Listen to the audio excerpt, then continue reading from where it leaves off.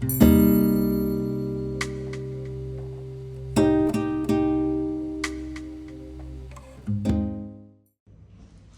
Alexander. Welcome to the CEIS20 Podcast. Thank you for accepting our invitation. Thanks, nice to be here. And to begin with, I'll make this brief introduction. So, Alexander Jensenius is a professor of music technology at the University of Oslo, director of the RITMO Centre for Interdisciplinary Studies in Rhythm, Time and Motion, the 4Ms Lab, as well as the recently founded MishMash Centre for AI and Creativity, a national consortium bringing together more than 200 researchers across Norway from academia, industry, and the public sector. His work explores the relationship between music, the human body, and technology, combining methods from musicology, psychology, and engineering. He is intentionally known for pioneering research on music-related body motion, and for later work on human micromotion, including a year-long artistic scientific project focused on standing still every day. More recently, his research investigates the musical and perceptual properties of indoor environments with applications such as improving ventilation systems through sound and motion analysis. Professor Jensenius has published extensively and presented his research at major international conferences in music technology and psychology. His books include the monograph Sound Actions and edited volumes such as Sonic Design and Anime Reader. He has also been recognized as a European Open Data Champion and is active in developing innovative teaching formats, including the online courses, Music Moves, Motion Capture, and Pupillometry. So, to begin with, could you briefly introduce yourself? Who are you, what do you do, and where? Well, I'm Alexander Jensenius, Professor of Music Technology. I call myself a music researcher and a research musician, and that's because I work between art and science, and I try to also see how I can use both artistic and scientific methods to produce both artistic and scientific results. And through that I also happened to stumble upon a lot of strange things, and I along the way have also then been developing and directing now two research centers, one then called RITMO and another called MishMash, where I try to integrate the art and science components but also really work on bringing people together from different types of disciplines. So in your TEDx talk, you mentioned that you thought out loud that you want to understand more about the musicality of human life. What does musicality mean to you, and why is it a useful lens for understanding human behavior? Yeah, that's a good question. But first of all, I think that humans are uniquely musical by nature. And often when people ask me about or say that they cannot sing or they cannot dance or something like that, I think that's the wrong way of saying it. I think everybody can sing, everybody can dance, but we are imposed different types of cultural constraints on ourselves where we don't let ourselves loose. But humans are uniquely musical. We are, by talking and being able to recognize speech, we can recognize melody. By walking and running, etc., we have a rhythmic capacity, and this is something that we bring with us all the time. And unfortunately, you could say adults are not particularly good at this. But if you look at children, by design, they are musical by default. Right? In the way they work, they play, they run around, they move, etc. And you see the musicality through what they're doing. So in a lot of my research, I'm trying now to see how can we explore musicality in non-musical settings.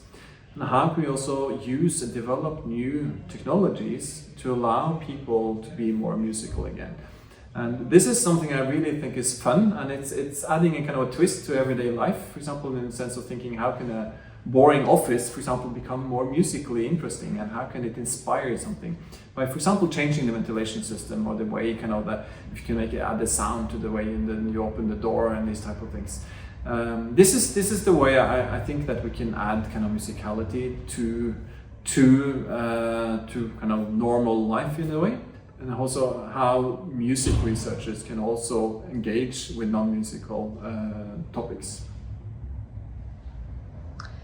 The 4MS Lab Your lab is named after music, mind, motion, and machines.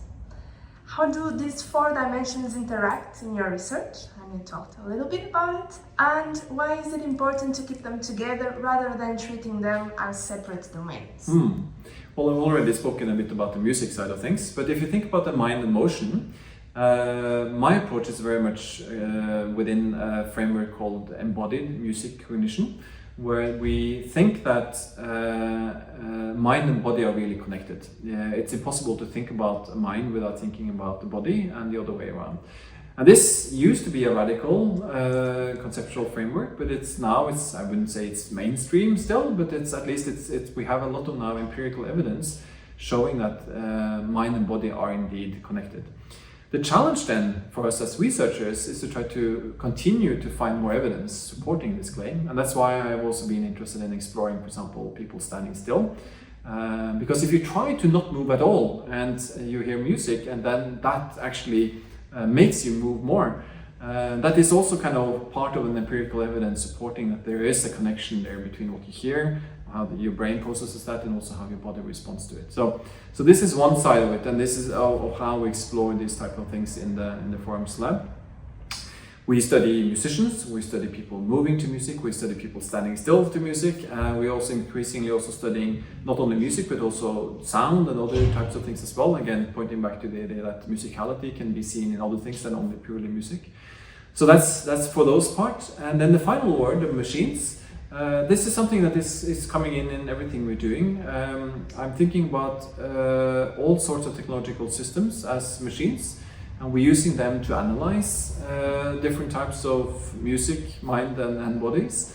But we are also developing new machines, and I think that's an interesting thing, working on the intersection of psychology and technology, is that we can use technology to understand more about psychology, but we can also use psychology to develop and understand more about technology.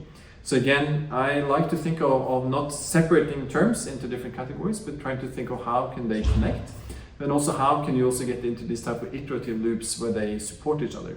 And that's really what we're trying to do in the Forums lab, where we're really trying to see how can people, both from art and science, but also from these other different disciplines, really work together. So we are talking about these intersections between musicology, psychology, technology, and artistic practices. And from your experience, what are the main challenges and rewards of conducting this radical interdisciplinary research? Well, first of all, there are many challenges, and but those challenges are mainly imposed on us, I think, structurally, because our institutions, like universities, are typically set up to make silos between these institutions. We are typically live in different departments or faculties. We have different organizational structures. We have different reward systems, with different publication cultures, different methods, etc. So there are lots of challenges. But there are also lots and lots of rewards if you are able to break across those boundaries and able to collaborate, because then you will really see that you can achieve much more than you would be able to do alone. And at RITMO, we have really seen this in practice, where we have been able to put together teams that can work across these different disciplines and really be able to answer questions and carry out data collections and analyzing material in ways that would be impossible if you worked alone. And some of the large-scale projects that we have been working on now in recent years, for example, working with full symphony orchestras, collecting data from all the orchestra members, but also thousands of audience members, and being able to understand what's actually happening in such a complicated space where you have social bonding activities going on, and you have all sorts of entrainment things happening, and of course music as being kind of a center point of all of these things. But it's really about trying to understand humans and how humans are, and trying to figure out what's happening and how can we drive also technology better for humanity. But then that requires also that you're really able to work across the different disciplines in a meaningful way. And our last question looks at the future. We hope it is bright. And regarding the new MishMash Centre, you are tackling AI across art making, education, health, cultural heritage. What excites you most about what lies ahead? And what do you think we need to be careful about? Well, there are certainly many things to be careful about when it comes to AI, and I think we have been exposed to them now in recent years if you have been testing some of the commercial products. At the moment, there is a problem that some large-scale technology companies have kind of stolen, you could say, a lot of material, literally, trained big models, and now are giving them for free back to people, although we are part of the training as we are using these tools right now, and I guess the cost will rise very soon. So there are certainly many problems there when it comes to copyright, privacy. There are ethical issues, there are legal issues, and we need to really understand what these are and how they change us as well. So that's the negative side of things. But I also think that to be able to tackle those problems, we need to understand the problems. We need to articulate the problems. We need also, I think, as researchers, to have empirical evidence supporting why there are problems, but also to come up with new solutions for how can these things be improved. So I really think that we need to be forward-leaning, and we need to take ownership of this, of AI development. We need to regulate AI. We need to handle copyright issues and problems. We then need to define, okay, how can we work with these things? And we need to develop systems. We need to educate people. We need to really work on this across the board. And that's what we're going to do in MishMash, which is this large Norwegian collaboration, really united everyone, you could say, in Norway here, generously funded by the Norwegian Research Council.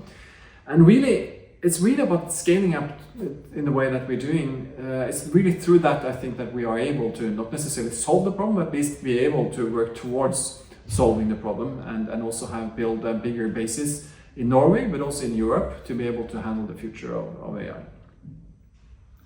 Alexander, thank you so much for this conversation. I hope maybe in a year or so we are here talking about some findings and some implications of the MishMash. I'm sure it will be a wonderful project. Thank you once again, and I think that's all. Thank you.